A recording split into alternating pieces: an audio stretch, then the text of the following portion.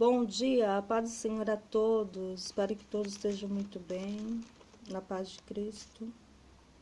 Eu quero analisar com vocês hoje, refletir, Apocalipse 3, verso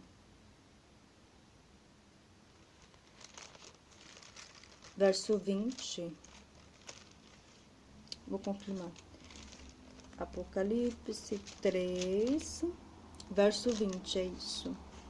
E depois se der o Apocalipse 21. Eis que estou à porta e bato. Se alguém ouvir a minha voz e abrir a porta, entrarei em sua casa e com ele cearei, e ele comigo. Olha que bênção, né, gente? Tem umas figuras de linguagem aqui, mas é possível que interpretar que é um convite de Jesus Cristo, né? Para todo ser humano, em um determinado momento, ele faz um convite para entrar na vida da pessoa, para abençoá-lo, fazer morada, ser seu Senhor, seu amigo, seu Salvador. E eis a questão do livre-arbítrio.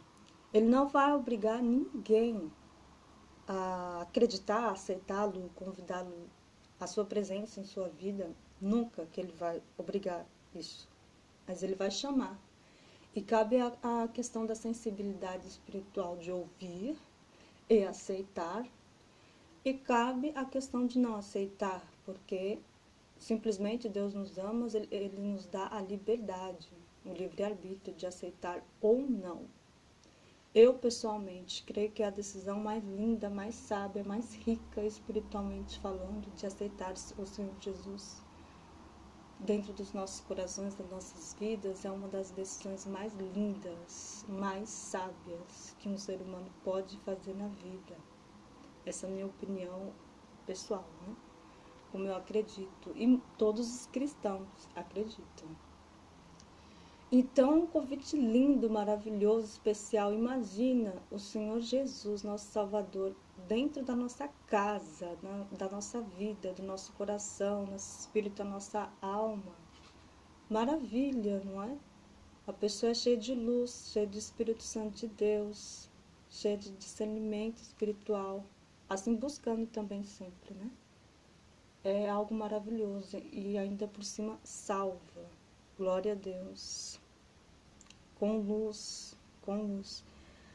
Agora todos são livres, né? Ninguém é obrigado a nada. Porque Jesus, ao contrário do inimigo, ele é amor e ele é educado. Bate na porta. E a pessoa abre se ela quiser. Se ela quiser. Se ela quiser, Deus entra, faz morada, é seu amigo. No sentido figurado, diz que come contigo, janta contigo. É no sentido figurado, é simplesmente te alimentar espiritualmente, de te encher do Espírito Santo de Deus, de amor, fé, benevolência, paciência e todos os frutos do Espírito Santo de Deus. E é maravilhoso, é uma das decisões mais lindas, gente. Agora, é ao contrário do inimigo, né, gente? O inimigo, quando ele vê uma brecha, o diabo, ele não pensa duas vezes, não bate na porta, ele vai e invade. Qualquer brecha. Sentimento ruim, qualquer brecha que é negativo, é maléfico, é brecha para o inimigo entrar e tentar destruir a pessoa. Mas Jesus Cristo é o contrário. Bate na porta, se a pessoa aceitar, ele entra e é luz. A vida da pessoa é abençoadíssima, cheia de luz de Deus. Cheia dos seus frutos, glória a Deus. Então, o 21 também é interessante, o Apocalipse 21. Os novos céus e a nova terra. Apocalipse 21. E vi um novo céu e uma nova terra, porque já o primeiro céu e a primeira terra passaram, e o mar já não existe. E eu, João, via a santa cidade, a nova Jerusalém, que de Deus descia do céu, adereçada como uma esposa ataviada para o seu marido. Eu ouvi uma grande voz do céu que dizia: Eis aqui o tabernáculo de Deus com os homens, pois com eles habitará, e eles serão o seu povo, e o mesmo Deus estará com eles, e será o seu Deus. E Deus limpará de seus olhos toda lágrima, e não haverá mais morte, nem pranto, nem clamor, nem dor, porque já as primeiras coisas são passadas. E o que estava sentado sobre o trono disse: Eis que faço novas todas as coisas. E disse-me: Escreve, porque estas palavras são verdadeiras e fiéis.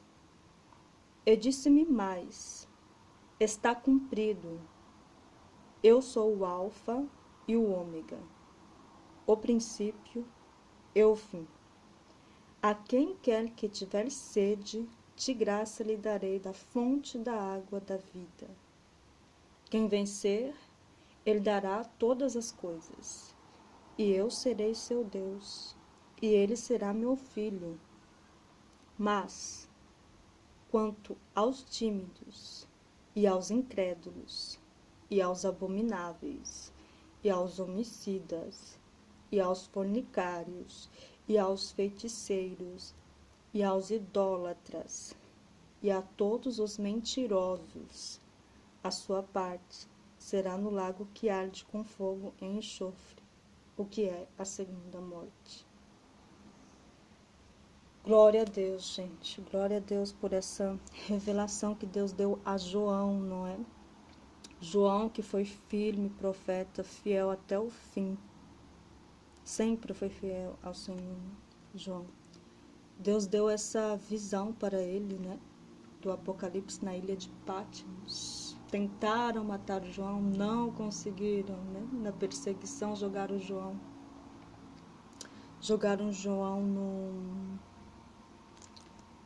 num balde, eu não sei como explicar direito, de óleo quente, e ele não morreu, porque Deus guardou, não é?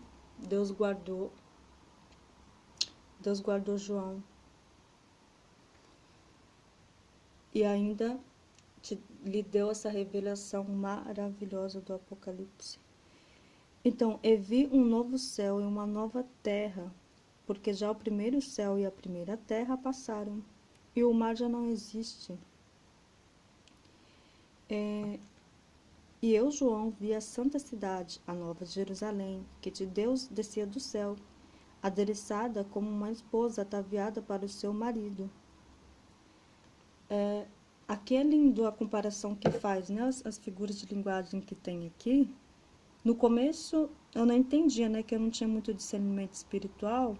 Eu não entendi essa comparação. Veja bem, Jesus compara aqui a Nova Jerusalém como uma esposa, né? Uma esposa enfeitada para o seu marido. Enfeitada para o seu marido. A Nova Jerusalém. E também existe a comparação, a figura de linguagem que Deus faz com a igreja, que a igreja é a esposa, né? E Jesus é o noivo. Mas é no sentido espiritual, não é nesse sentido que a gente vê aqui nesse mundo, né? É o sentido espiritual do amor de Deus para com a humanidade. Não é nada de malicioso, lógico, é completamente o sentido espiritual. E no começo eu não entendia.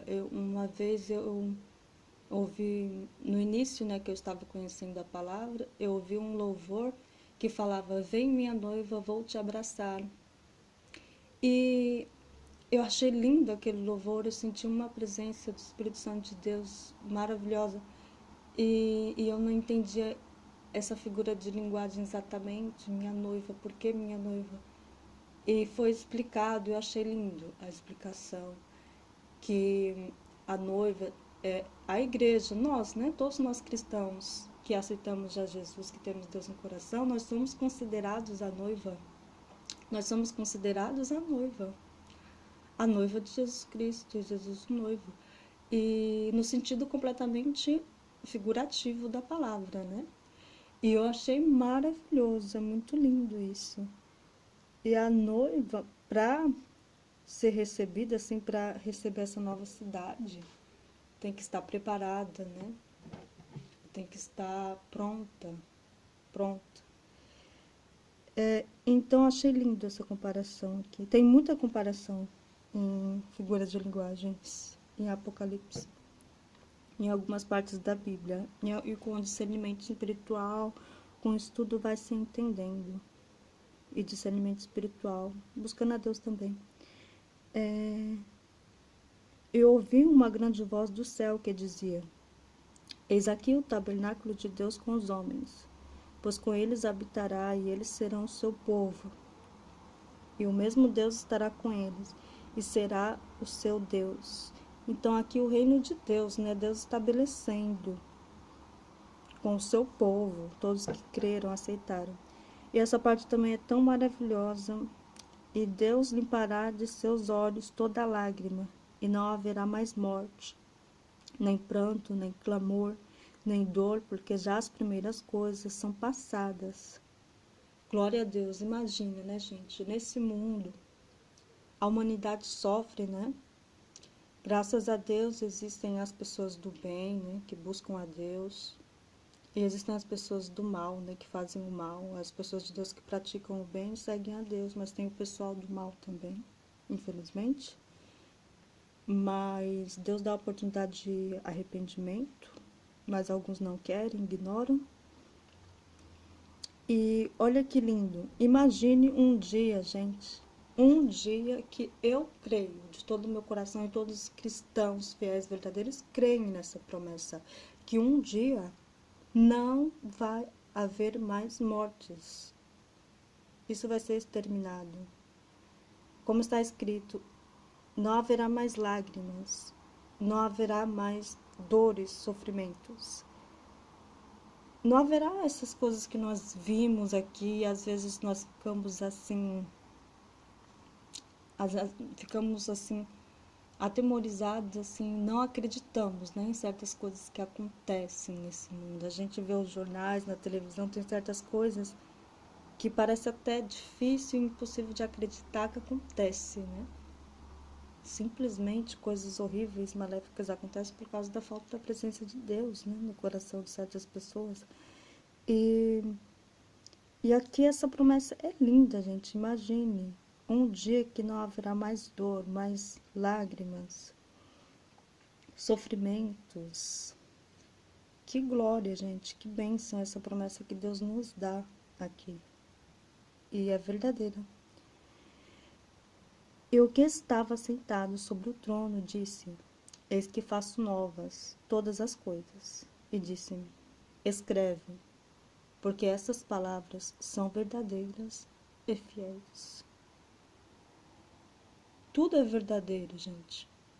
Na Bíblia tem algumas pessoas que, a Bíblia foi escrita por homens, mas Deus ele não ia escrever com a sua mão, ele escolheu as pessoas, os discípulos, que testemunharam, que viram todo o percurso do nosso Salvador aqui na Terra, viu, presenciou e escreveu, assim como os livros históricos. A gente vê as histórias que passaram há muitos anos, não vimos, mas foi escrito, foi estudado, foi pesquisado. Assim mesmo aconteceu com a Bíblia. Houve testemunhos, os fatos aconteceram, Jesus estava lá, aqui em carne, para fazer a sua missão especial, para nos salvar. Houve discípulos, houve testemunhos, houve multidões, foi tudo descrito. E até mesmo antes de Deus vir, antes de Jesus Cristo vir, os profetas anciãos, né, os antigos, eles já receberam também as revelações, né? Foi tudo escrito nos pergaminhos, que o Filho de Deus viria para fazer a missão da salvação. Tudo estava escrito, até mesmo antes, porque Deus é antes, é Deus, antes, depois, para sempre, eternamente. Não existe nada de absurdo, é tudo verdadeiro. Então, ele disse mais, está cumprido. Eu sou o alfa e o ômega, o princípio e o fim. A quem quer que tiver sede, de graça lhe darei da fonte da água da vida. Que maravilhoso, né? Essa figura de linguagem também é linda. A fonte da água da vida é Jesus Cristo, é o nosso Senhor, que limpa, restaura, purifica, a partir do momento que a pessoa aceita. Restaura, limpa. E a pessoa que tem sede, eu acredito que essa sede é quando a pessoa, ela sente falta de algo. Ela não está saciada, espiritualmente falando. Ela sente essa sede. Esse tipo de sede é só Jesus Cristo que pode saciar com a sua presença, lavando, purificando, restaurando. Porque a água limpa, né? A água, na sua função, ela limpa. Limpa tudo que estiver sujo.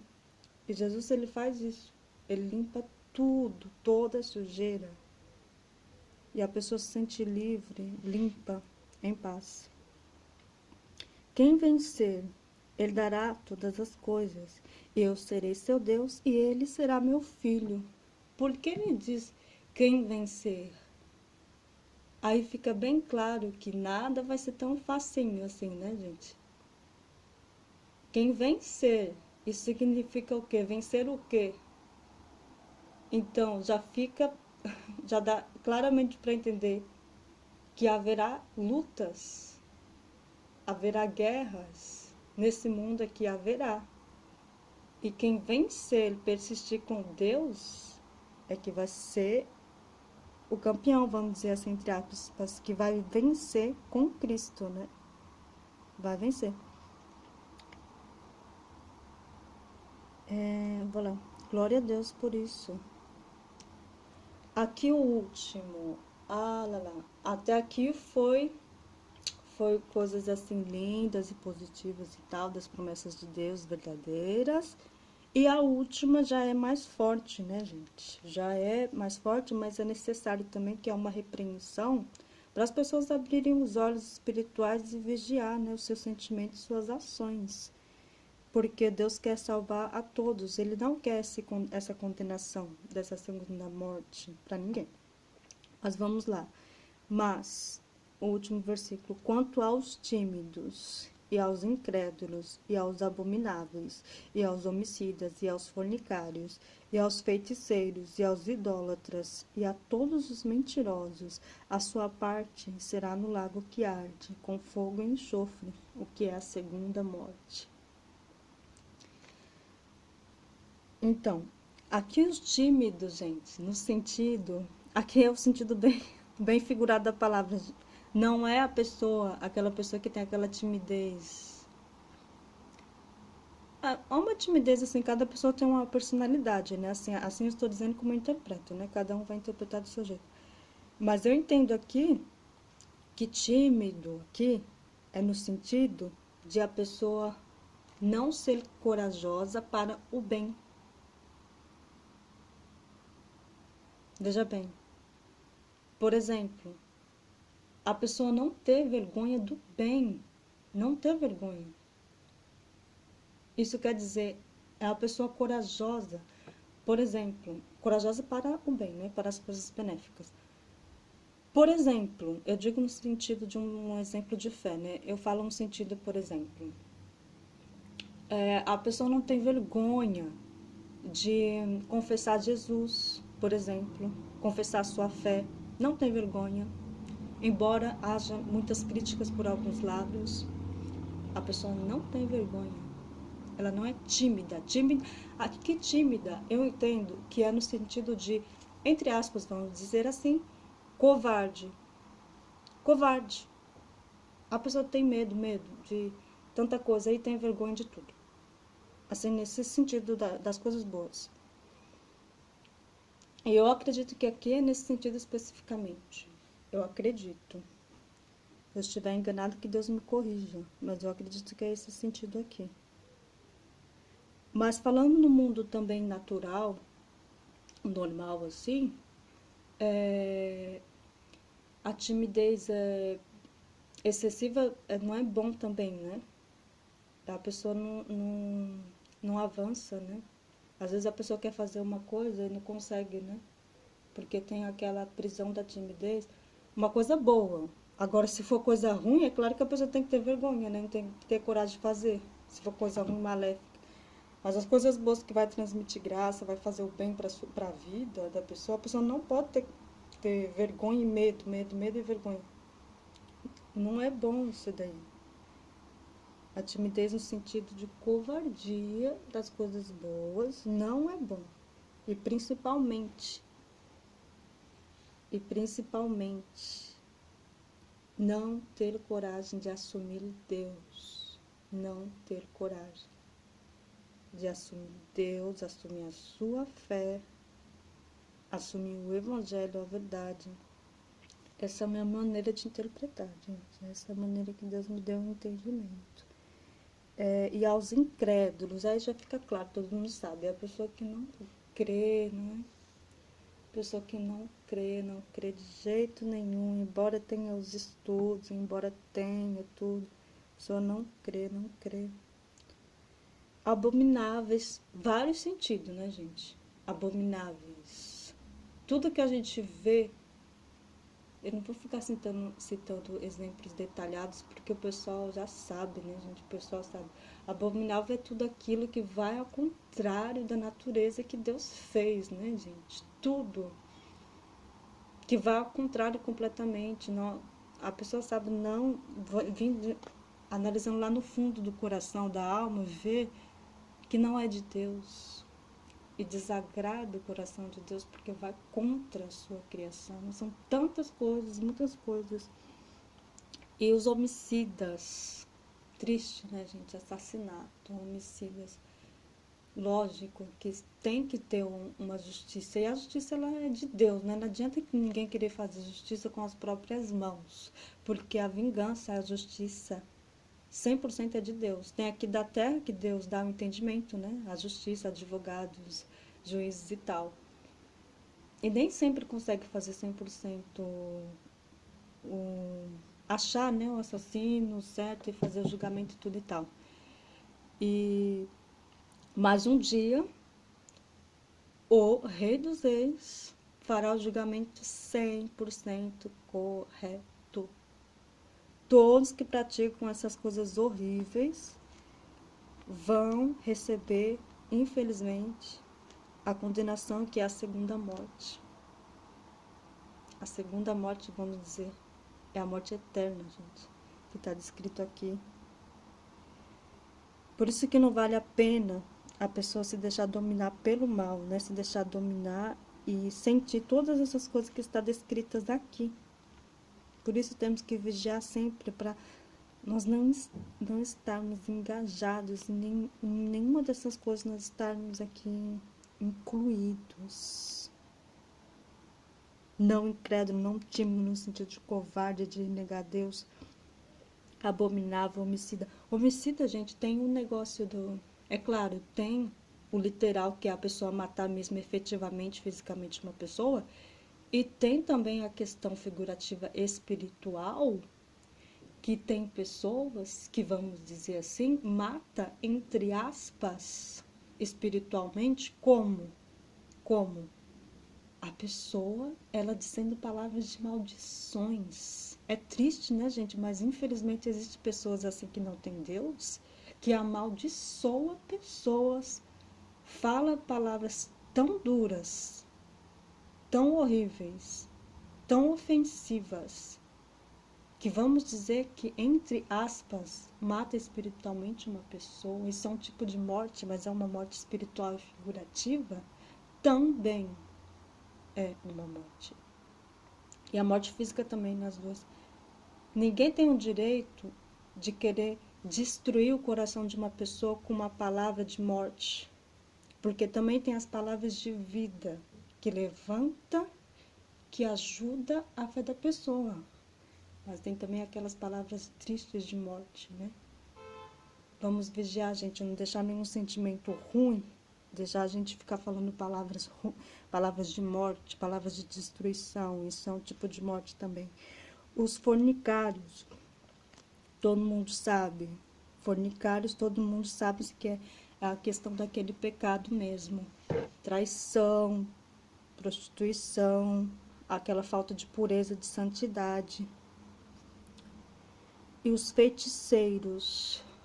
Os feiticeiros todo mundo sabe, né, gente? Não vou nem citar aqui muito. Todo mundo já está cansado de saber o que é feiticeiro. E os idólatras. Idólatras. Gente, o primeiro mandamento de Deus qual que é? Amar e adorar a Deus acima de todas as coisas. E às vezes a pessoa não percebe, ela está sendo idólatra, adorando coisas que não merecem ser adoradas, né? Não merecem ser adoradas. Nós, cada um de nós, somos seres humanos. Ninguém é super-herói, tem poderes e poderes. Não. Nós somos seres humanos. Embora alguns tenham talentos diferentes, destacados, artistas, cantores, etc, etc, etc. Bom, eles não deixaram de ser humanos. Eles têm um talento. Eu acredito até que Deus dá os talentos, né? Cantar é um talento. É uma bênção. É muito bom a pessoa fazer aquela profissão bem feita, né? Muito, muito bem feita. A gente dá o valor, mas não se deve adorar. Não se deve se pôr no altar, entre aspas, colocar no altar, colocar como ídolo, encher a boca, que diz que... Algumas pessoas são desesperadas, né, gente? Até fala que... Olha, eu não gosto nem de descrever, que eu acho isso uma das coisas assim tão triste, que a pessoa põe assim uma idolatração que parece que é como se fosse o resumo da vida dela naquilo. Nossa, isso é horrível, gente. Isso é idolatria. Quem merece ser adorado? É Deus que tanto sofreu pela gente. É Deus que merece ser adorado, gente. É Jesus Cristo e é nada mais, nada mais, nada mais. Nós, seres humanos aqui, nossos familiares, nossos amigos, até mesmo as pessoas que têm profissão que a gente admira, a gente tem que respeitar, até gostar, né? Elogiar, a gente pode elogiar, claro. A pessoa faz uma coisa bem feita, né? Bem organizada, muito bem feita, com amor, com dedicação, a gente admira, mas a gente não pode adorar, ter aquela coisa exagerada, porque aí toma o lugar de Deus, né? O lugar de Deus, a adoração é para Deus, para nós cristãos que cremos é para Deus. Os mentirosos, todo mundo já sabe, mentirosos, todo mundo já está cansado de saber, mentirosos. Então, gente, eu espero que ninguém tenha ficado chateado com o último verso, que é o mais forte, né? Para algumas pessoas muito chocantes. Deus, ele é amor e ele é justiça. E cada dia que ele nos dá são ricas oportunidades.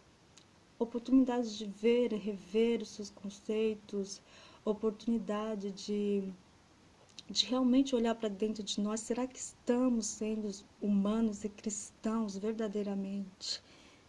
Vamos ver, cada um se vigiar mesmo de todo o coração para não estar encaixados em nenhuma dessas características horríveis que Deus não aceita, que está aqui descrito no verso 8. E em tantas outras passagens também tem.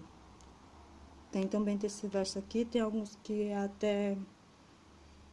Acho que tem mais algumas coisinhas também, ou é resumido, ou é até semelhante às palavras.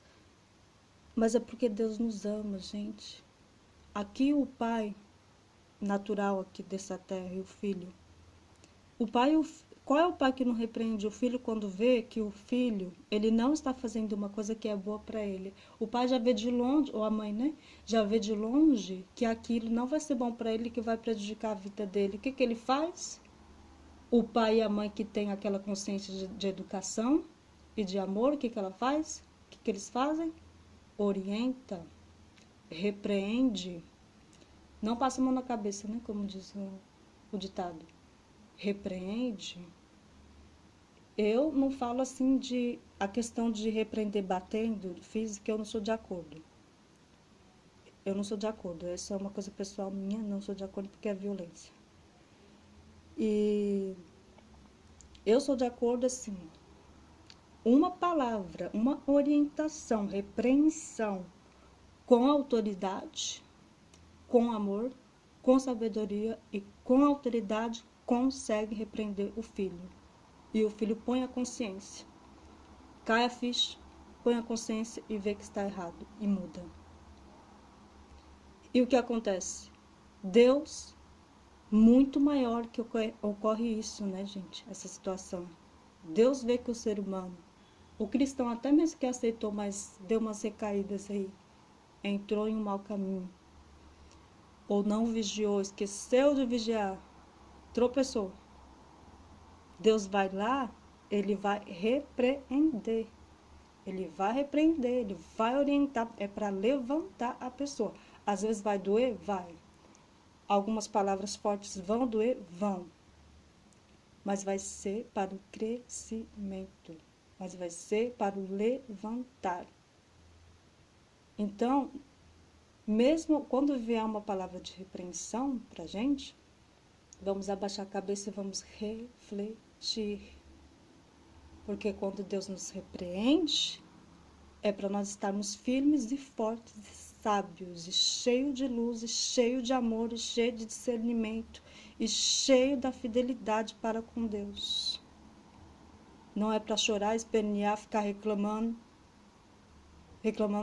que Deus repreendeu. Ele repreendeu porque Ele ama, porque Ele quer a gente para cima, porque Ele quer a gente cheio do Espírito Santo de Deus, firmes e fortes contra todo o mal. Então, gente, eu espero que vocês tenham gostado. Eu gosto muito de ler os comentários, viu? Às vezes a pessoa interpreta um pouco diferente também, escreve também. Eu quero agradecer. E eu espero que Deus tenha nos usado aqui nesse momento, tenha nos abençoado grandemente. Vamos orar um pouquinho, só para finalizar. Deus, obrigada por essa oportunidade de chamar, Senhor, cada ser humano. Obrigada por esse amor e essa misericórdia de nos dar o livre-arbítrio, a liberdade de escolha. Obrigada pelo Teu Espírito Santo intervir e convencer muitas pessoas que estavam enganadas, convencer essas pessoas da verdade, da Tua verdade. Senhor, muito obrigada, que cada coração seja sensibilizado e todas as escamas espirituais sejam retiradas. Tudo aquilo toda sujeira, toda maldade que impeça de que a pessoa escute a sua voz, arranca, Senhor, por amor e misericórdia, em nome de Jesus. Deus, em nome de Jesus eu clamo